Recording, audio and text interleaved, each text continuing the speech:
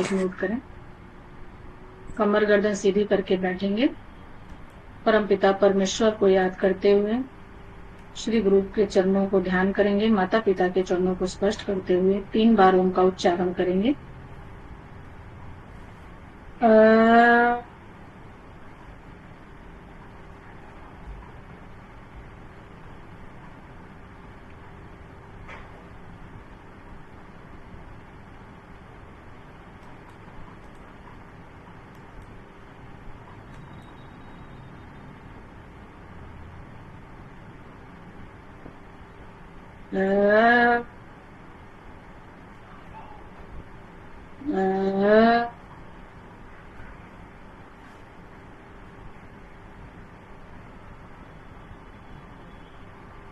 ओम भूर्भुवः स्वः तत्सवितुर्वरेण्यं भर्गो देवस्य धीमहि धियो यो नः प्रचोदयात्।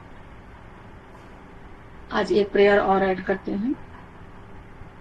योगेन चेतस्य पदेन वाचा मलं शरीरं च वैदिकेन योपाकरोतं प्रवरं मुनिना पातंजलि प्रांजलिरानितोष्म। दोनों हाथ एक तरफ करेंगे।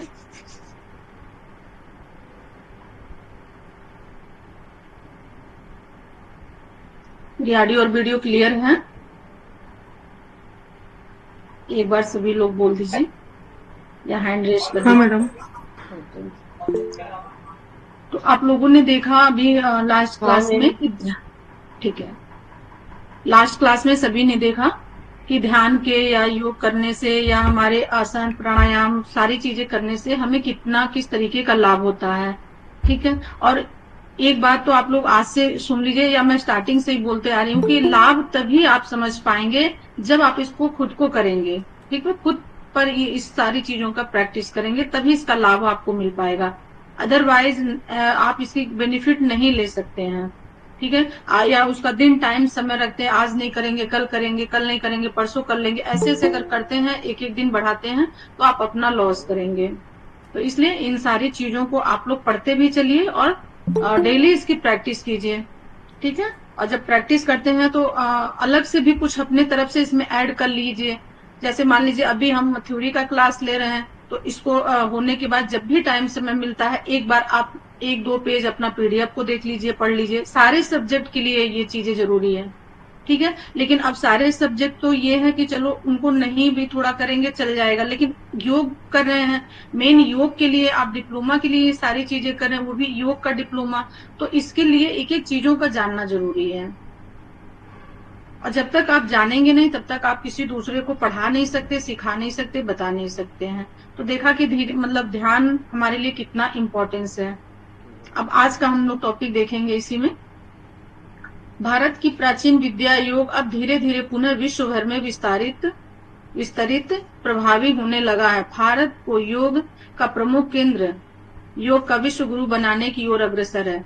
यानी अब ऐसा भी चर्चा चल रहा है और होना ही है, ये तो होगा ही, कि भारत को जो है विश्व का योग गुरु घोषित किया जाने वाला है। ठीक है, आने वाले टाइम में आप लोग भी देखेंगे और अपने आप को गर्वित महसूस करेंगे। आप लोगों को खुद पे भी प्राउड फील होगा कि हम ऐसे देश से हैं जहां पर योग को इतना इम्पोर्टेंस दिया जाता है और यह विश्व का पूरा योग गुरु उनको बनाया जा रहा है।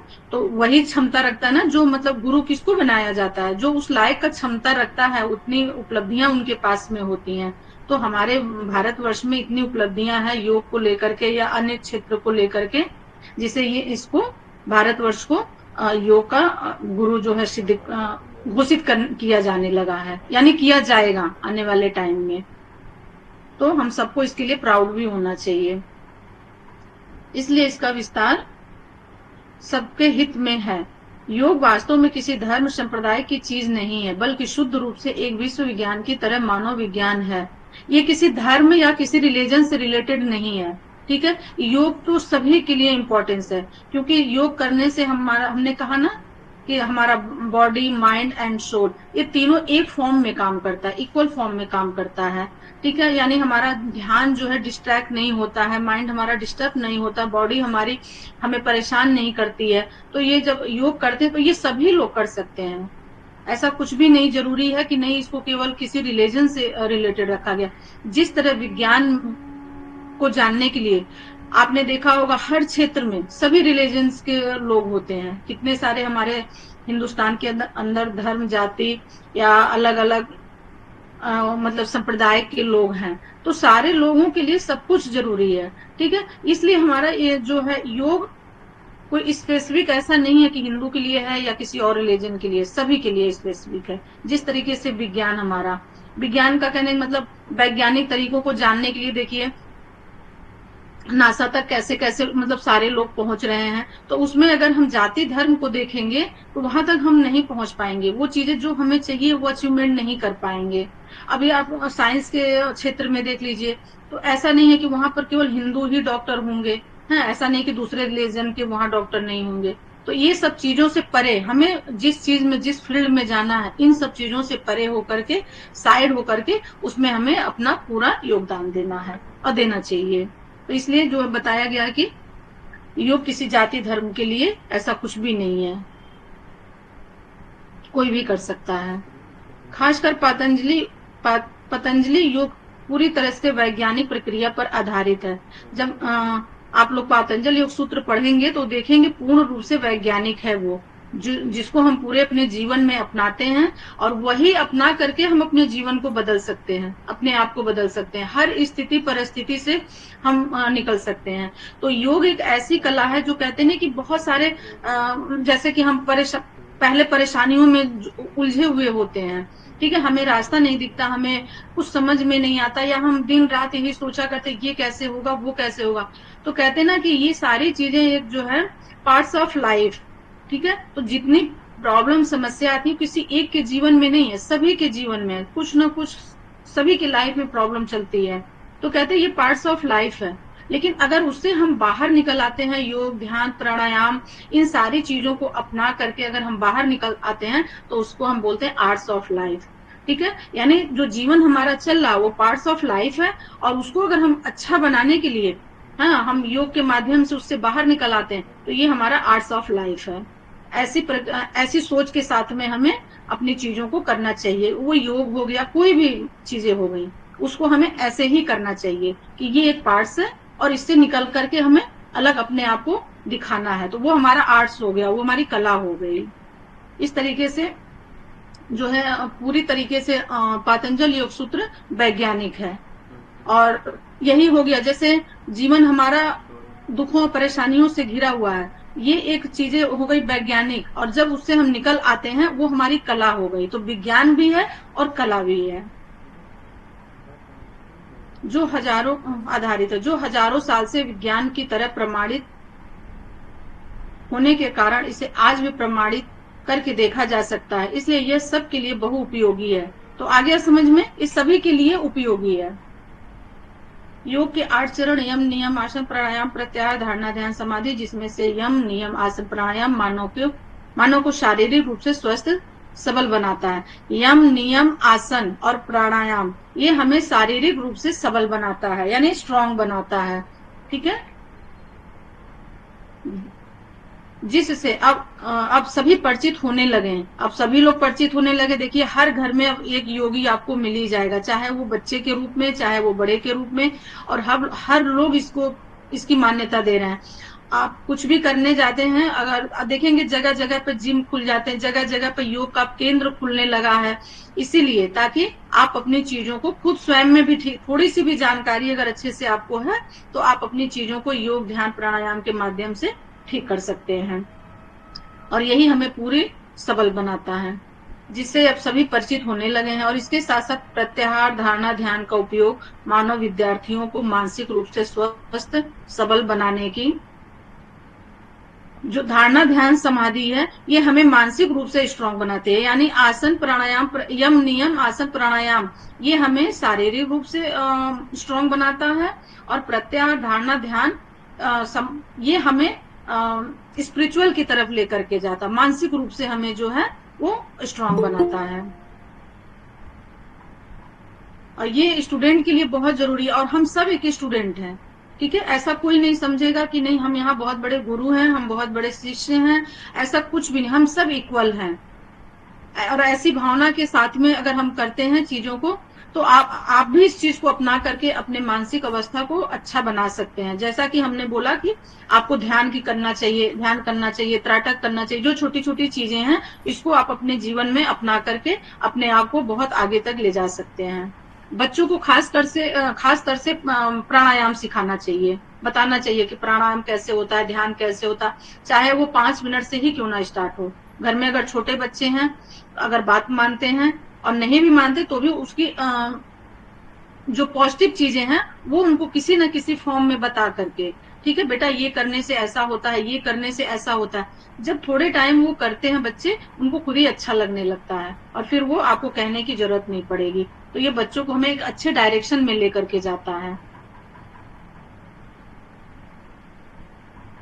इसके साथ ध्यान तथा समाधि आध्यात्मिक उपलब्धि का हिस्सा है। ध्यान और समाधि आध्यात्मिक उपलब्धि का हिस्सा है, जो कि हमें आत्मा से परमात्मा के को मतलब मिलन का एक रास्ता है, ठीक है। वहां जाकर के हमें आत्मा और परमात्मा का मिलन होता है, जिससे हमें मोक्ष, मुक्ति और कैवल्य की प्राप्ति होती है, जिससे चेतना, परमात्मा, परम सत्ता, अस्तित्व के सत्य का ज्ञान अनुभव होता है। यानी हमारा अस्तित्व क्या है, ठीक है। जब हम धारणा, ध्यान, समाधि करते हैं, तभी असल में अपने अस्तित्व का हमें पता चलता है। उस समय ये हमें ज्ञान होता है कि हमने अपनी क्वालिटी टाइम कितना कहाँ गंवा दिया, कहाँ व्यर्थ में इधर उधर की बातों में, लोगों के साथ में गॉसिप में, या मनोरंजन में, या टीवी में, या कहीं भी हमने अपने जो क्वालिटी टाइम हमारा था उसको हमने कहाँ से कहाँ गंवा दिया। अगर ये चीज हम पहले किए होते तो आज हमें सारी चीजों का अनुभव हो जाता और अपनी क्वालिटी हम खुद ही पहचानते कि हम क्या चीज हैं। और हमेशा कभी भी ऐसा लाइफ में हो, कहीं कुछ भी बात हो तो आप दूसरे पे उंगली कभी मत उठाइए, ठीक है। पहले अपनी चीजों को देखिए, अपनी कमियों को देखिए, अपनी गलतियों को देखिए, वहां सुधार कीजिए। कहते हैं कि सुधार किया जा सकता है, एक्सेप्ट हमें सबको करना चाहिए और सुधार खुद में करना चाहिए, तब करके जो है बहुत स्मूथ ढंग से चलती है। अदरवाइज अगर हम किसी दूसरे पर हम उंगली उठाते रहेंगे तो आप ये समझेंगे कि ज्यादातर दोषी आप ही हैं। क्यों? क्योंकि आप अपनी गलतियों को, अपनी कमियों को सुधार नहीं रहे हैं और दूसरे पर उंगली उठा, तो ये पूरी लाइफ परेशान रहेंगे। इसको आप कभी ठीक कर नहीं सकते हैं। अपनी चीजों को ठीक करना है तो खुद को ही सुधार करना है, खुद को ही देखना है, ना कि दूसरे को देखना है। आधुनिक मनुष्य के लिए योग ध्यान बहुत ही जरूरी हो गया है आज की आधुनिक दुनिया और जटिल जिंदगी में। यदि आप मानसिक तनाव मुक्त जीवन के साथ ही शारीरिक रूप से स्वस्थ रहना चाहते हैं तो योग ध्यान को अपनाने की बहुत आवश्यकता है। अब इसको तो एक्सप्लेन करने की मुझे जरूरत ही नहीं है, ठीक है, क्योंकि यही सारे एक्सप्लेन हम करते हुए आ रहे हैं। इसको आप लोग देखेंगे कि क्यों ये हमारे लिए आवश्यक है, और तभी इसकी आवश्यकता आप लोग समझेंगे जब इसको करेंगे, ठीक है। जब इसको लाइफ में, डेली रूटीन में इसको आप कंटिन्यू रखते हैं, तभी जाकर के इसकी आपको उपयोगिता पता चलेगी कि हाँ हमने क्या खोया था अभी तक और क्या हमने पा लिया। ये आपको खुद ही इसका रिजल्ट मिल जाएगा।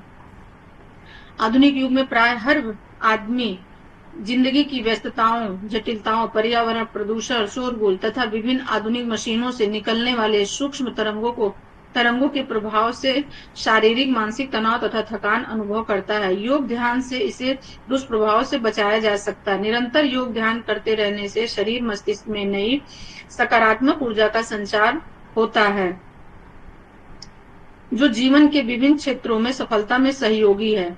तो देखिए, आप देख रहे हैं जैसे बड़े बड़े महानगरों में, हाँ, जैसे कल ही हमने एग्जाम्पल दिया था कि हम पुणे में हैं, तो हम यहाँ न शुद्ध हवा है, न शुद्ध मिट्टी है, हाँ, और पूरी इंडस्ट्रियल एरिया है। इंडस्ट्रियल एरिया मतलब जो बड़ी बड़ी कंपनियां हैं, फैक्ट्रियां हैं, हाँ, सारे जॉब्स के यहीं पर अपॉर्चुनिटी है।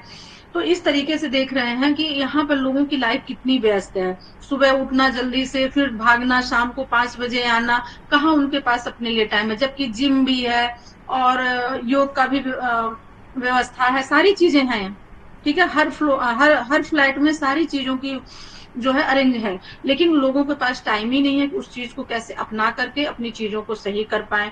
क्यों? क्योंकि भाग दौड़ की लाइफ है, और उसमें सबसे ज्यादा इम्पोर्टेंस ये है कि भाई जिन्होंने ऐसी पढ़ाइयां की हैं, अम, जैसे इंजीनियरिंग हो गया, और ये अपना क्या कहते हैं कि इंजीनियरिंग हो गया, और डॉक्टरी हो गया, ठीक है, तो जो लोग ऐसी ऐसी पढ़ाइयां किए हैं वो गांव घर में रह करके उस चीज को अचीव नहीं कर सकते जितना वो डिजर्व करते हैं, ठीक है, इन कैश जितना वो डिजर्व करते हैं। तो उनकी मजबूरी है कि वो बड़े बड़े नगरों में जा करके रहना, और उस मजबूरी में यही होता है कि उनका इतना व्यस्त शेड्यूल होता है कि मॉर्निंग उठना भी उनके लिए मुश्किल होता है। 8 बजे उठेंगे, 9 बजे कैसे वो, हर चीज के लिए तो उनके पास काम वाले हैं, खाना बनाने से लेकर के झाड़ू पोछा करने तक का। और उनकी फिर जा करके एसी में बैठना, एसी में बैठ करके फिर पूरे टाइम केवल सिटिंग का जॉब है। तो आप ये समझ सकते हैं कि उनका खान पान किस तरीके का होगा, किस तरीके का उनका रहन सहन होगा। पैसे खूब हैं, ठीक है, पैसों की कमी नहीं है, वो अपनी जरूरतें अच्छे से पूरी कर सकते हैं, लेकिन खुद के लिए उनके पास टाइम नहीं, समय नहीं। तो इसलिए जो है उनके लिए भी इम्पोर्टेंस है ध्यान, योग, प्राणायाम, चाहे वो 20 मिनट्स ही क्यों ना करें, ठीक है। शारीरिक व्यायाम बहुत ही जरूरी है सभी के लिए, चाहे वो छोटा काम कर रहा हो, चाहे वो बड़ा काम कर रहा हो, हर किसी के लिए। जैसा कि हमने कल बताया था कि जब हम शारीरिक व्यायाम नहीं करते हैं तो धीरे धीरे हमारे बॉडी के में जो सेल्स होते हैं ना वो डैमेज होना शुरू हो जाते हैं, और डैमेज होना शुरू होते हैं। और आजकल सबसे ज्यादा प्रॉब्लम क्या है, हम 24 आवर्स में आप ये समझ लें कि 15 आवर्स तो जो है 15-16 आवर्स तो हम स्क्रीन के सामने होते हैं, ठीक है। और स्क्रीन के सामने क्या क्या निकल, इसमें से जितने भी रीडर्स, भाई इतना मुझे टेक्नोलॉजी नहीं पता है, लेकिन इतना जरूर पता है कि कितना हमारे लिए हार्मफुल है। तो ये मजबूरी भी है और जरूरत भी है, तो हम इसको छोड़ भी नहीं सकते हैं, और इसके बिना रह भी नहीं सकते। तो ये सारी चीजें हैं, इन सब चीजों को मद्देनजर रखते हुए कि हमें थोड़ा सा अपने लिए टाइम निकालना चाहिए, और शारीरिक व्यायाम करना चाहिए, योग, ध्यान। और जब इसमें ध्यान प्राणायाम करते हैं तो ये हमारी शारीरिक क्षमता को और भी बढ़ाता है, और काम करने का अच्छे से हमें स्ट्रेंथ भी मिलती है। बस इसका इतना सारा ओवरऑल कंक्लूजन निकलता है। स्वस्थ सबल महसूस होता है, शरीर में प्रतिरोध क्षमता का विकास होता है। योग ध्यान से भरपूर लाभ प्राप्त करने के लिए नियमित अभ्यास करना आवश्यक है।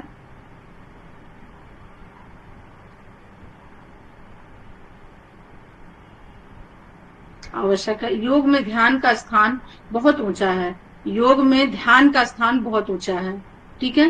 ध्यान के माध्यम से आप अपने मतलब परमात्मा को भी पा सकते हैं, ठीक है। तो इसलिए ध्यान, सारी चीजें करिए, थोड़ा थोड़ा सारी चीजें करिए, सच बोलिए, है, अहिंसा अपनाइए, हिंसा का प्रयोग मत कीजिए, अपरिग्रह अपनाइए, ब्रह्मचर्य अपनाइए, ठीक है। ब्रह्मचर्य अपनाने का मतलब ऐसा आप लोग नहीं समझेंगे कि बिल्कुल आजीवन हमको ऐसे ही रहना है, बिल्कुल सिंगल रहना है, उस ब्रह्मचर्य से मतलब नहीं है।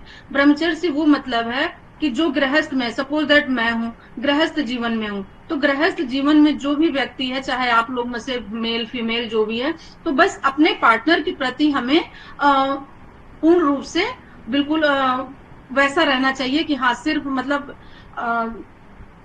लॉयल, ठीक है, लॉयल बिल्कुल रहना चाहिए। जो हमारा पार्टनर है हमें बस उसके साथ रहना है, ऐसा नहीं कि पार्टनर भी है और फिर अलग से आप कुछ उल्टे सीधे काम कर रहे हैं, तो फिर वहां आपका ब्रह्मचर्य भंग होता है। और ब्रह्मचर्य ऐसे भंग होगा तो आप ध्यान नहीं कर सकते, योग भी नहीं कर सकते, क्योंकि हमेशा माइंड आपका जो है डिस्ट्रैक्ट होता रहेगा।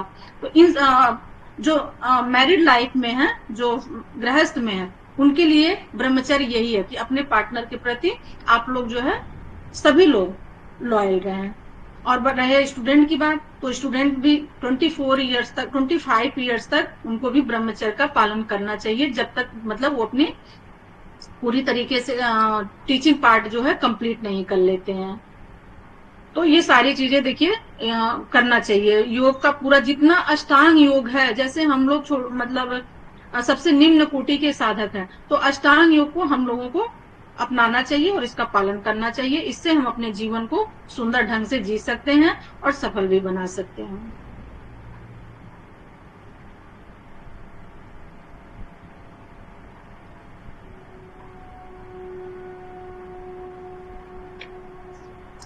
सर नेक्स्ट चलेंगे।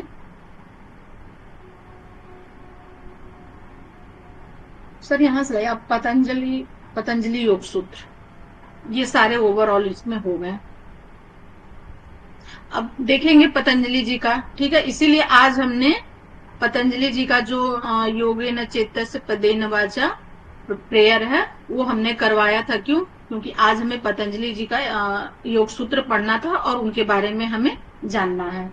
तो जब भी कभी हम लोग पतंजलि योग सूत्र स्टार्ट करते हैं तो हमेशा इस बात का ध्यान रखेंगे कि उनको जो है प्रणाम जरूर करेंगे। तो प्रणाम करते हुए वही प्रेयर जो अभी हमने कराया था उसको उसके साथ में ही इसको स्टार्ट करते हैं। ऐसा माना भी जाता है और ऐसा होता भी है। इसलिए आज हमने आप लोगों को वो पतंजलि योग सूत्र वाला जो है प्रेयर करवाया था।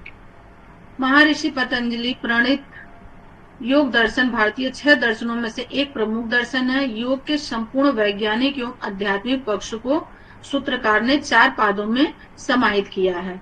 ठीक है, तो सब पतंजलि योग सूत्र सभी को पता है, जिसे मतलब जिनकी रचना महर्षि पतंजलि ने किया है, जिसमें 4 पाद है। पहला पाद है समाधि पाद, साधन पाद, फिर विभूति पाद और कैवल्य पाद।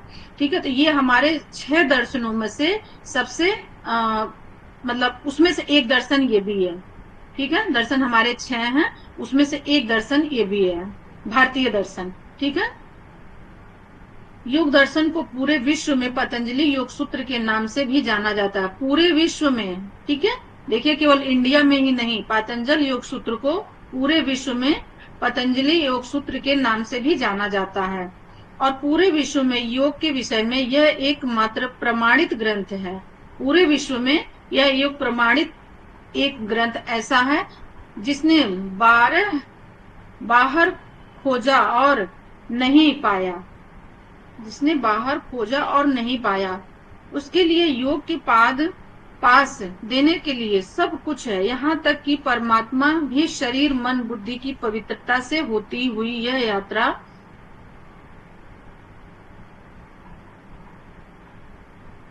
आत्म साक्षात्कार कराती हुई परमात्मा के स्वरूप में स्थित हो जाती है। ठीक है, जब अष्टांग योग अगर आप पढ़ते हैं, अष्टांग योग में ही सारी चीजें हैं। ठीक है, तो मतलब जो 8 अंग हमारे बताए गए हैं इसी पतंजलि योग सूत्र में, और इसका सारा रचना किसने किया है? महर्षि पतंजलि ने। तो जब योग सूत्र आप पढ़ते हैं तो ये पूर्ण रूप से वैज्ञानिक, मनोवैज्ञानिक, ठीक है, और आध्यात्मिक, ये पूर्ण रूप से तीनों चीजों को दर्शाती है। इसके पढ़ने के बाद से आपको अपना जीवन सुधारने का एक ऐसा अच्छा अवसर भी मिलता है, और इसको पढ़ करके आप अपने जीवन को इतना सुंदर ढंग से बना सकते हैं कि जो हमारी बिगड़ी हुई चीजें कभी थी, ठीक है, उसको भी आप सही कर सकते हैं। शरीर मन बुद्धि पवित्रता से होती है यह यात्रा आत्म साक्षात्कार कराती है। ठीक है, ये अगर इसको आप पढ़ते हैं तो ये आपको मतलब आत्म साक्षात्कार भी कराती है, यानी खुद को जानने की इसमें पूरी व्यवस्था बनी हुई है, पूरी व्यवस्था की गई हुई है। परमात्मा के स्वरूप में स्थित हो जाती है। योग एक जीवन शैली के साथ साथ स्वयं जीवन है। आज के समय में जो कुछ भी विकृतियां हैं या आने वाले समय में जितनी भी समस्याएं विश्व के सामने खड़ी होंगी, उन सब समस्याओं का 99% समाधान योग से ही संभव होगा। ये योग को समाधि भी कहते हैं, और समाधि का अर्थ होता है समाधान। ठीक है, तो आने वाले टाइम में देखिए आप बताया जा रहा है कि पतंजलि योग सूत्र पढ़ करके, ठीक है, इसको जान करके लोग यहीं पर आएंगे 99%। ठीक है, वो मैं तो 100% बोलती हूँ। ठीक है, यहाँ 99% बताया जा रहा है, लेकिन मैं तो इसकी गारंटी मतलब गारंटी नहीं ले रही हूँ, लेकिन ऐसा मेरा मानना है कि पूरे 100% लोग इसी में आएंगे और यहीं पर इनको मोक्ष मुक्ति कैवल्य की प्राप्ति होगी पतंजलि योग सूत्र पढ़ करके, क्योंकि ये अपने जीवन को सुधारने का एक सुंदर ग्रंथ है। और जिसने इसको पढ़ा, समझा और उसके अकॉर्डिंग अपने जीवन को बनाया, देखा, तो उसका देखेंगे कि पूर्ण रूप से उद्धार भी होगा, और यहाँ पर प्रॉब्लम के साथ साथ समाधान भी आपको मिलेगा। जैसे श्रीमद् भगवत गीता है, जितनी बार आप उसको पढ़ेंगे उतनी बार आपको उसमें कुछ ना कुछ नया आपके प्रॉब्लम का समाधान या सोल्यूशन मिलता है। सेम वैसे ही ये भी ग्रंथ है। यहाँ पर समाधि का अर्थ होता है समाधान। सर नेक्स्ट चलेंगे।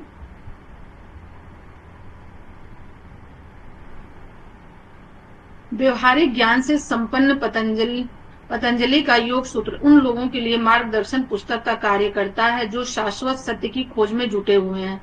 ठीक ठीक है। तो योगी लोग तो वैसे भी हमेशा सच के रास्ते पर चलते हैं, ठीक है, और हमेशा वो जो है सच्चाई को ही ढूंढते रहते हैं। तो उनके लिए एक शाश्वत मतलब सत्य प्रमाण है। जो सत्य की खोज में जुड़े रहते हैं तो शाश्वत सत्य की खोज यानी वास्तविक रूप से सत्य रूप से जो है इसकी खोज में जो जुटे हैं उनको यहाँ पर उनका समाधान, समस्याओं का समाधान का निवारण मिलता है। खोज करने वाला साधक इसका अनुसरण और अभ्यास कर वास्तविक महात्मा बन सकता है। परंपरा के अनुसार महर्षि पतंजलि अष्टाध्यायी ग्रंथ के भी लेखक थे, जो पाणिनि की महाभाष्य एक प्रदर्शनी थी। हालांकि इस बात के लिए काफी बहस हुई कि क्या दो कार्य योग सूत्र महाभाष्य और एक ही लेखक द्वारा है। इसके अलावा परंपराओं की मान्यता है कि उन्हें एक चिकित्सा का चरक प्राटिस प्राटिसम स्क्राट का श्रेय जाता है, जो चरक के चिकित्सा ग्रंथ और संशोधन है। हालांकि यह कार्य खो गया था। तो इस तरीके से बताया जाता। देखिए इसमें संयश भी है, मतलब कि लोग कहीं कहीं पर किसी किसी पुस्तक में वर्णित है कि 3 पतंजलि जी थे, ठीक है। 3 नाम ऐसे मिलते हैं जिन्होंने व्याकरण पर काम किया, जिन्होंने चिकित्सा पर काम किया और जिन्होंने पतंजल योग सूत्र पर काम किया, ठीक है। कहीं कहीं ऐसा माना जाता है, लेकिन अभी ये पूर्ण रूप से पूरी तरीके से नहीं प्रमाणित हो पाया है। इसमें अभी बहुत सारे संयस हैं कि ये तीनों बात एक ही मतलब महर्षि ने लिखी है या अलग अलग लिखी है। लेकिन जब आप पढ़ेंगे पाणिनि वगैरह का तो यहाँ पे ऐसा मिलता है कि पाणिनि के नाम से भी जो थे तो वही थे महर्षि पतंजलि, और धन्वंतरी जिन्होंने मतलब इसमें चिकित्सा के क्षेत्र में भी वही थे, और पाणिनि जी ने व्याकरण दिया, और महर्षि पतंजलि के नाम से अपना पतंजलि योग सूत्र जो है प्रसिद्ध हुआ। लेकिन यहाँ पर यह भी बताया जा रहा है कि चरक प्राटिसम स्क्राट का श्रेय जाता है, ठीक है, जो चरक के चिकित्सा ग्रंथ और संशोधन है, जो चिकित्सा के क्षेत्र में, ठीक है। तो कहीं कहीं ऐसा भी बताया गया कि महर्षि पतंजलि ने चिकित्सा के भी क्षेत्र में काम किया है। हालांकि यह कार्य खो गया था, ठीक है, ये कार्य खो गया था। आप लोग ऐसे समझ लेंगे। इसलिए परंपरा महर्षि पतंजलि मैं विशिष्ट पतंजलि हूँ, मैं विशिष्ट पतंजलि जी को प्रणाम करता हूँ। प्रणाम हुए हाथों, थोड़ा सा यहाँ मिस्टेक सा लग रहा है, तो आप लोग इसको सही कर लेंगे।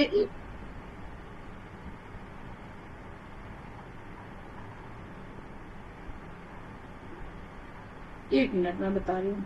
हाँ ठीक है, इसमें थोड़ा सा मिस्टेक है वो मतलब वर्ड में, तो उसको आप लोग ऐसे समझ लेंगे कि मैं महर्षि पतंजलि को प्रणाम करता हूँ दोनों हाथों को जोड़ करके, ठीक है। दोनों अपने कर झुक को, जिन्होंने योग के माध्यम से, तो जैसा भी हमने प्रार्थना की थी ना, योगे न चेतस पदे न वाचा, तो ये वही है कि दोनों हाथ को प्रणाम करके जोड़ करके और सर को झुकाते हुए पहले उनको प्रणाम करेंगे, और फिर उसके बाद से पतंजलि जी का जो है चीजों को आगे हम देखेंगे या पढ़ेंगे, समझेंगे। बस इसका यहाँ पर ये मतलब है, जिन्होंने योग के माध्यम से मन, भाषण के माध्यम से, व्याकरण एवं औषधि के माध्यम से शरीर की अशुद्धताओं को हटाया।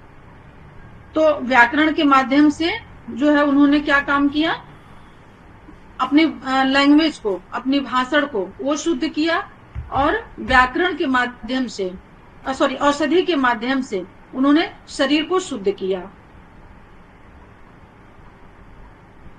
शरीर की शुद्धताओं को अशुद्धताओं को हटाया। तो आप लोगों ने धन्वंतरी सुना हुई होगा ना, धन्वंतरी के नाम से।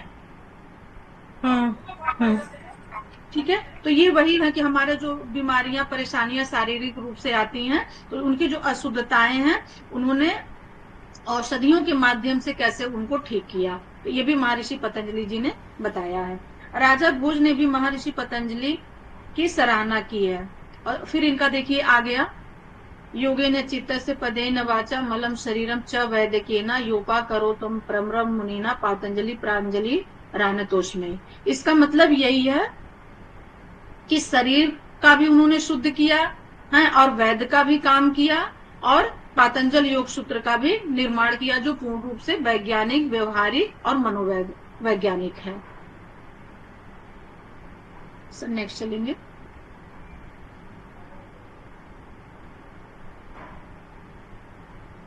मन के चित्त वृत्तियों को योग से, वाणी को व्याकरण से, अब यहां से समझेंगे मन की चित्त की वृत्तियों को योग से, ठीक है, जो हमारी वृत्तियां हमेशा चलती हैं उनको योग से, तो कितने सारे वही जो अष्टांग योग का वर्णन किया गया उन्हीं के माध्यम से उन पर काम किया गया।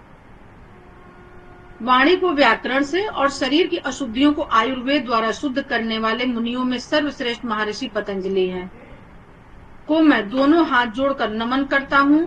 श्लोक को योगाभ्यास के शुरू में गाया जाता है, तो बस इसको आप कनेक्ट कर लेंगे, ठीक है। इस जो श्लोक है योगेन चेतस्य पदेन वाचा, ये करने के बाद हम इनकी सारी चीजों को इनको फिर हम शुरू करते हैं। जो अभी स्टार्टिंग में हमने किया था वहां थोड़ा सा वर्ड ऊपर नीचे था, तो शायद आप लोग को समझ में आ गया होगा। महर्षि पतंजलि काशी मंडल में दूसरी शताब्दी के दौरान रहते थे। महर्षि पतंजलि जीवन समाधि मंदिर त्रिपुत्र ब्रह्म उर्मेश्वर मंदिर में है, ऐसा माना जाता है। तो ये देखिए कहीं जो उनकी समाधि बताई गई है ना, वो इस जगह पर बताया गया है, आप लोग के पीडीएफ में है, उसको देखेंगे। फिर नेक्स्ट देखेंगे महर्षि पतंजलि जी का जन्म। अब देखिए जहां महर्षि जी का पतंजलि जी का जन्म के बारे में बताया जा रहा है, तो इसको आप ऐसे समझ लेंगे, ठीक है। पहले मैं एक स्टोरी फॉर्म में बता देती हूँ और फिर इसको आप कनेक्ट कर लेंगे, क्योंकि पढ़ के बताने से कोई मतलब नहीं है, क्योंकि उनका जन्म जो है ना एक स्टोरी फॉर्म में है, तो मैं वैसे बता देती हूँ। तो महर्षि पतंजलि का जन्म कैसे माना जाता है, ऐसा माना जाता है कि बहुत टाइम पहले बहुत सारे ऋषि मुनि थे, तो वो परेशान थे, ठीक है। वो मतलब जैसे कि अभी बताया गया कि वो शारीरिक रूप से शारीरिक व्याधियों से परेशान हो रहे थे, उनके पास कोई उपाय नहीं होता था उस समय में, जिस समय की ये सारी घटनाएं हैं, कोई उपाय नहीं था कि कैसे कैसे वो अपने शरीर को स्वस्थ रखें, अपनी भाषा को कैसे स्वस्थ रखें, जैसे कि व्याकरण की चीजें बताई गई हैं, कैसे रखें, औषधियों का कहाँ से कैसे वो बनाए सारी चीजें। तो ये सारे ऋषि मुनि, कुछ ऋषि मुनि मिल करके भगवान विष्णु जी के पास गए और वहां पर उन्होंने अपनी प्रॉब्लम बताई कि हमें ऐसी ऐसी प्रॉब्लम है और प्रभु हमें ऐसा कुछ बताइए कि जिसके माध्यम से हम इन सब चीजों को ठीक कर सके। हाँ, जैसे मानसिक बीमारी हो गई, शारीरिक बीमारी हो गई, तो हम इनको कैसे ठीक करें। तब विष्णु भगवान ने महर्षि पतंजलि को उनको धरती पर भेजा, ठीक है, और धरती पर भेजा। लेकिन फिर जब महर्षि पतंजलि जी धरती पर आए, तब वहां पर उन्होंने फिर उनको भेजा, ठीक है, एक अंजलि के रूप में। मतलब एक माता जी थी, ऐसी थी जो पुत्र के लिए हमेशा भगवान सूर्य को जल देती थी कि उनको एक कोई पुत्र हो जाए, और वो फिर पुत्र जो है और मतलब उनकी ऐसी इच्छा थी, योग की बहुत बड़े क्षेत्र, योग के क्षेत्र में उनका बहुत बड़ा योगदान था, और उनकी एक ऐसी इच्छा थी कि उनके पास कोई पुत्र नहीं है, तो उनको एक पुत्र हो जाए। तो वो ऐसे अंजलि में करके वो जल दे रही थी भगवान सूर्य को। तो फिर वहां पर उनके छोटे से सांप के रूप में आकर के उनके हाथ में वो गिरे, कौन, महर्षि पतंजलि जी, उनके हाथ में गिरे और फिर वो बड़े हो गए। तो जब फिर भगवान विष्णु ने उन लोगों ऋषि मुनियों को ये बताया कि आप लोग इनसे मिलिए जाकर के, तो वो लोग सारे ऋषि मुनि जाकर के मिले और फिर विंध्यवासिनी पर्वत पर उन्होंने बोला कि ठीक है, आप कम से कम 1000 ऋषि मुनियों को इकट्ठा कीजिए, फिर वहां जाकर के हम दर्शन देंगे आपको। सारे आप लोगों को मेरी बात समझ में आ रही, मैं स्टोरी फॉर्म में बता रही हूँ, और स्टोरी फॉर्म में बताऊंगी तो जल्दी आप समझ जाएंगे महर्षि पतंजलि का, क्योंकि अब बस उनका वही रह गया और तो ज्यादा कुछ इसमें है नहीं, ठीक है। तो जो बाकी के थोड़े से बचे वो हम बता देंगे। तो वहां पर उनका जो है 1000 ऋषि मुनियों को इकट्ठा किया गया, और फिर वहां पर उनकी शर्त ये थी कि कोई भी हम जब कुछ भी ऐसा बोलेंगे तो एक हमारे बीच एक पर्दा लगा होगा, एक काटन का पर्दा होगा। ठीक है, आप बाकी के सारे ऋषि मुनि बाहर बैठेंगे, हम अंदर की तरफ रहेंगे। लेकिन उनकी शर्त ये थी कि कोई भी उस पर्दे को उठाएगा नहीं। ठीक है, उठा करके ऐसे नहीं देखेगा। आपके जितने हजार ऋषि मुनि जितने भी क्वेश्चन करेंगे वो हम आंसर करते रहेंगे। लेकिन उनकी शर्त ये थी कि जितनी देर ये चलेगा प्रोग्राम, कोई बाहर नहीं निकलेगा बिना हमसे पूछे, और कोई भी पर्दा उठा करके नहीं देखेगा। ठीक है, तो फिर सारे ऋषि मुनि बोले हाँ हाँ ठीक है, ओके ओके ठीक है, ओके कर दिया। फिर जब ये सारी चीजें होने लगी, सभा बैठी और वो काटन का पर्दा भी लगा। उसके बाद से क्या हुआ, जब हजार ऋषि अपने क्वेश्चन करने लगे, और जब वो क्वेश्चन करने लगे कि मतलब ये इसी योग के बारे माध्यम से कि मतलब हम लोग इतने ग्रस्त हैं बीमारियों से, परेशानियों से, मानसिक रोगों से, तो हमें कैसे छुटकारा मिले। तो वो एक एक करके अपना आंसर देते गए, सभी का आंसर देते गए। उसमें से एक व्यक्ति ऐसा था, वो बाहर चला गया वॉशरूम के लिए, उनको उसी टाइम वॉशरूम आ गया, वो बाहर चले गए बिना पूछे। जबकि ये शर्त उनकी थी, महर्षि पतंजलि की शर्त थी कि कोई भी बाहर नहीं जाएगा और कोई भी पर्दा नहीं उठाएगा, उस कार्टन को कोई नहीं उठाएगा। तो फिर वो एक वॉशरूम के लिए चले गए, तो उन्होंने अवहेलना कर दी उनकी बातों का। फिर उसी में से एक किसी ने ऐसे पर्दा उठा दिया। ठीक है, उनको ये जानने की उत्सुकता हुई कि हम उधर आखिर हो क्या रहा है, कैसे वो आंसर दे रहे हैं, हर बात का आंसर दे रहे हैं, हजार ऋषि मुनि बैठे हैं और वो क्वेश्चन कर रहे हैं, और कैसे वो फटाफट आंसर दे रहे हैं। तो सब लोग अपनी डायरी पेन बुक जो भी उस समय का रहा होगा, पात्र जो भी रहा होगा, उसपे फटाफट फटाफट वो लोग नोट कर रहे थे। तो जैसे किसी ने वो पर्दे उठाए, तो फिर वो पूरा वहां पर सभी लोग जलकर भस्म हो गए। ठीक है, जितने हजार ऋषि, मतलब एक कम, बाकी के हजार में से एक तो वॉशरूम चले गए थे, तो वो बच गए, बाकी के सब जल करके वहां पर भस्म हो गए। फिर उसके बाद से जब वो आते हैं, जो एक बच गए थे, ठीक है, वो आते हैं तो वो नजारा देख करके बिल्कुल दंग से रह जाते हैं कि अरे ये क्या हुआ, ये क्या हुआ, ऐसे कैसे हो गया।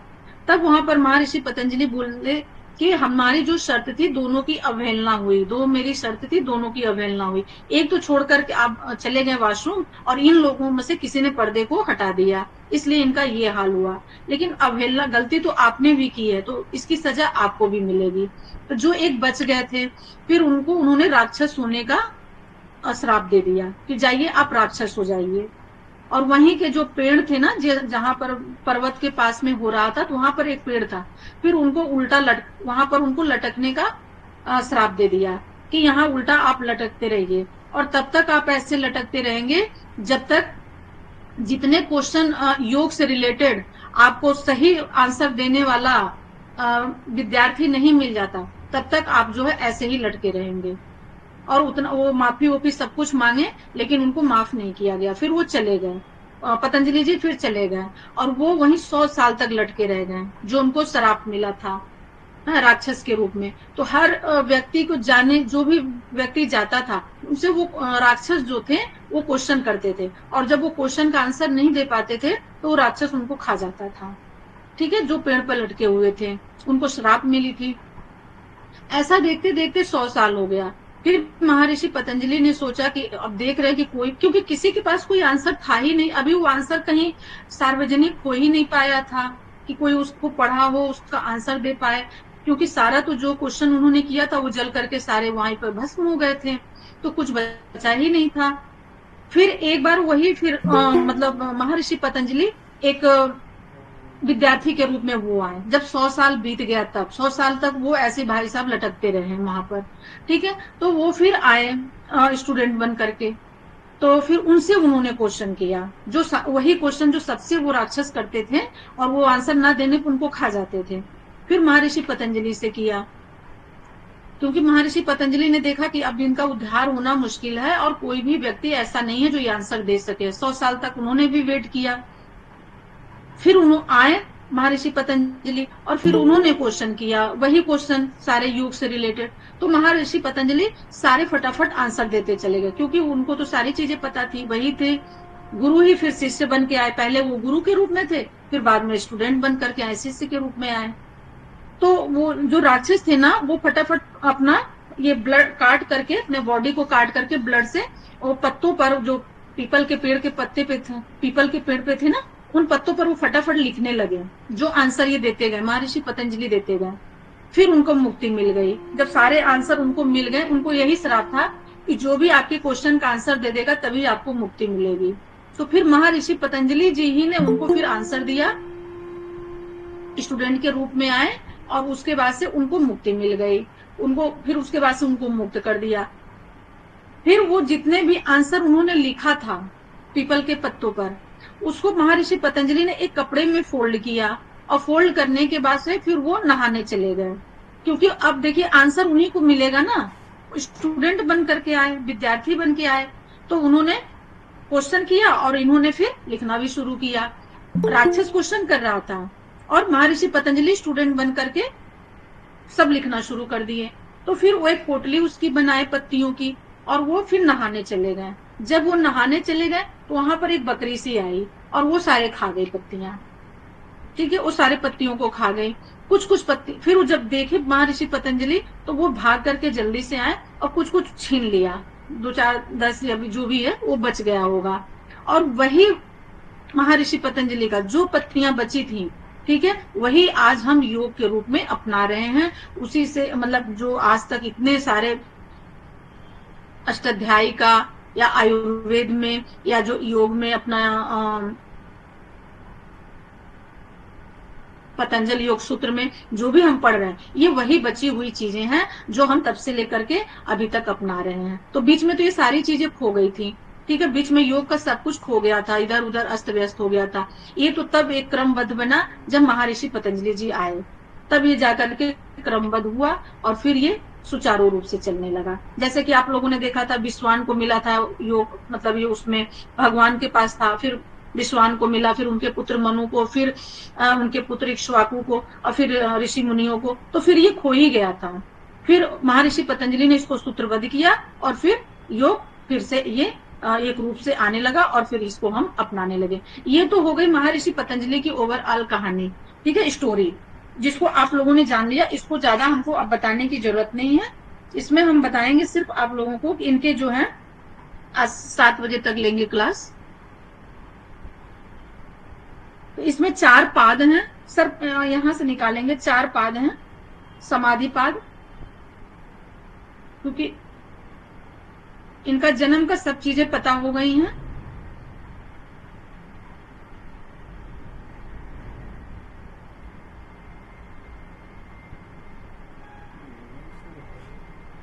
पेज नंबर 40 पर है सर, पेज नंबर 40 पर है, यहां से लिखिए समाधि पाद के अनुसार।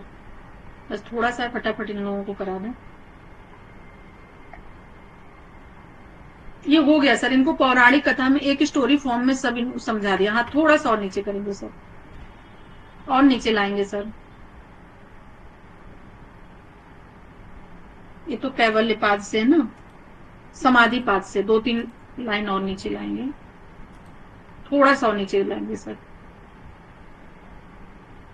हाँ बस, ठीक है सर, ठीक है सर, ठीक है। तो ये जो 4 पाद आप लोगों ने देखा था ना, स्टार्टिंग में भी बताए थे कि इसमें 4 पाद हैं। समाधि पाद, साधन पाद, और विभूति पाद, कैवल्य पाद। इन्हीं सूत्रों के माध्यम से हम योग का जो जितना भी अपना अष्टांग योग है, सॉरी योग दर्शन है, ठीक है, यही पूर्ण रूप से इसको हम पढ़ते हैं और इसी को अपने जीवन में उतारते हैं।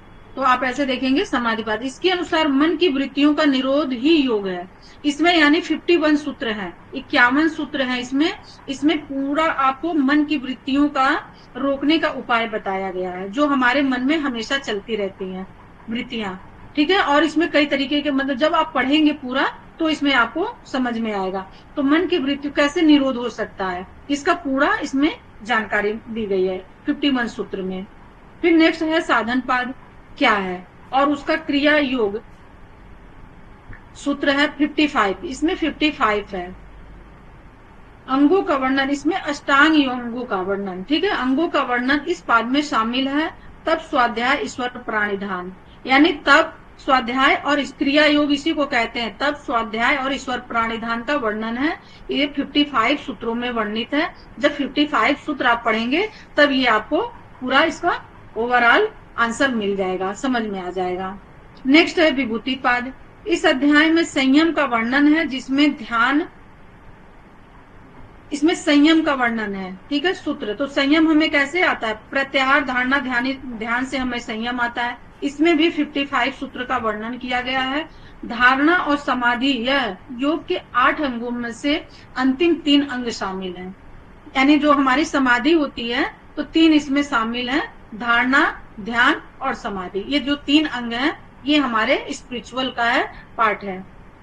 इसको करने से हम स्पिरिचुअल लाइफ में आते हैं, जो कि विभूति पाद में वर्णित है। ये भी 55 सूत्र इसमें भी है। नेक्स्ट है हमारा कैवल्य पाद, परम मुक्ति, यानी मुक्ति हमें कैसे मिलती है, तो इसमें 34 सूत्र है। इसमें 34 सूत्र पर आधारित है। यह अध्ययन यह अध्याय सबसे छोटा है।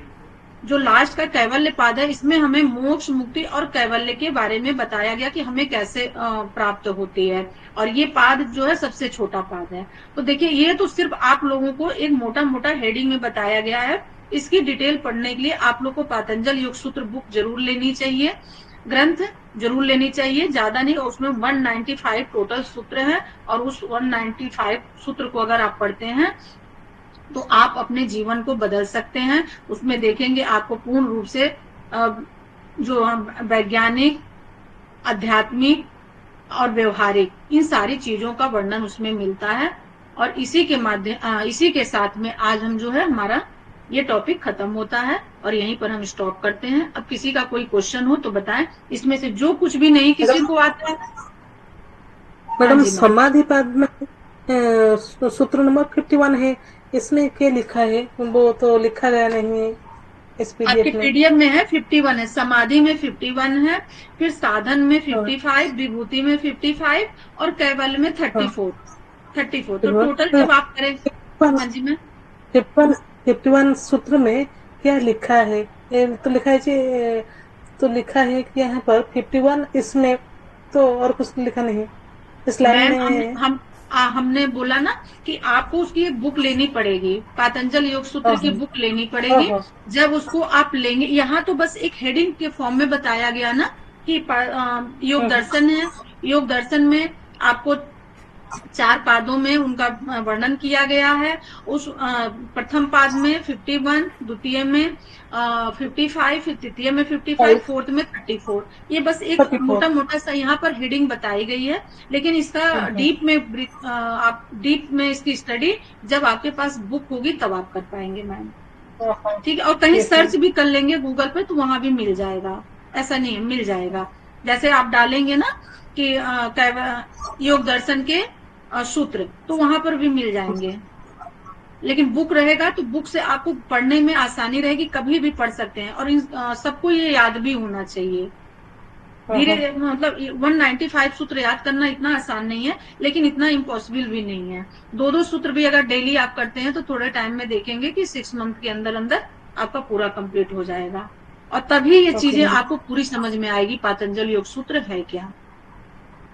ठीक है। और किसी का कोई क्वेश्चन? तो फिर हम शांति पाठ करवाएं।